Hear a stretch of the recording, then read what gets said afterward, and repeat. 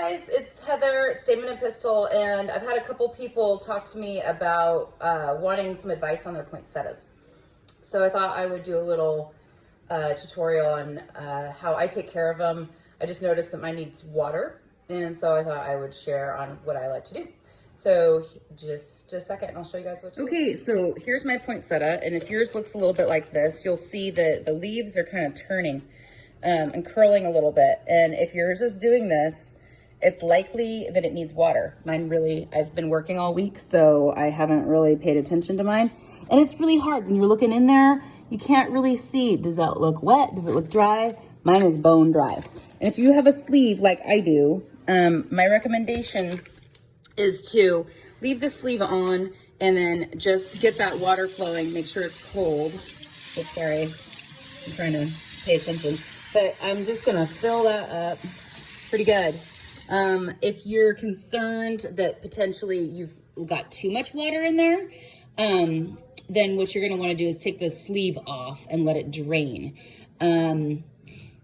Like I said, the leaves can turn even if it's got too much water. So what you wanna do, I always like to feel the bottom of my pot there, and I'll see if there's like a bubble of water underneath it. And if there's not, then you probably need more. So like I'm gonna do another, they really suck up the water. They're a type of euphorbia. So believe it or not, they're related to some cactus and the ones that you might put in your garden.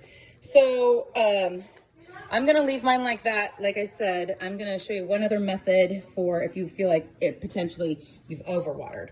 The other thing that you need to remember is that poinsettias definitely are affected by temperature fluctuation. And so if your temperatures flux in your house because of wood stove heat and or you just don't heat it much, or let's say maybe it arrived to you from a friend and they had it in their car, maybe in the cold, it can be shocked that way too. So don't fret if you lose a few leaves. This is what they do, but also it's because they've been grown in these beautiful, perfect condition greenhouses that are caring for them and fertilizing them constantly with the absolute perfect light, absolute perfect temperatures. So as soon as they leave the nursery, this is what their fate really looks like. But regular water is a huge key. I've been probably watering mine twice a week. We keep our heat up like to 70, so that's probably why.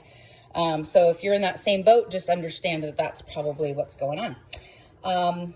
I hope this was helpful. Let me know if you guys have any questions. Okay, so I took the sleeve off and you can see the water is starting to drip. You can see inside there that there's lots of little leaves that are kind of dead, and that's gonna happen. Don't think that you're doing something totally wrong. I mean, we're only human after all. But if you feel like it was overwatered, it's really okay to give it a good shot of water even then, because you want to flush out all that water. So that maybe was sitting there stagnant. So let it drain, let it flush out. It's not going to pop back for probably a couple hours, but in a few hours, these little leaves that have curled a little bit should kind of start unfurling. Now, if you've overwatered, it may take a couple days and you may see that you lose even more leaves because of that, but it's not the end of the world. Like I said, flush it either way. Clean off any of the little leaves that are down in there like I was talking about. Take those out, get everything removed, and then just start paying attention to the fact that it may or may not be needing water. So if you can do that, I promise you'll have a beautiful poinsettia into January and beyond. I mean, some people keep these guys for years. So have fun with it, but don't beat yourself up if you lose a couple leaves. Have a good one.